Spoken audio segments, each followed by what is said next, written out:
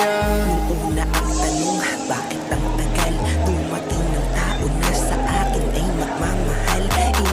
Inip na ako, pagod na din tumagdasal. Kakapagod din namang solo akong namamasyal. Ngunit ako'y napaisip, teka, hindi naman masama to, diba?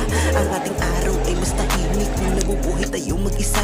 Hindi tayo makakarinig ng mga ingay reklamong nakakapiga. Napakasarap ng umaga, payapa tahimik kapag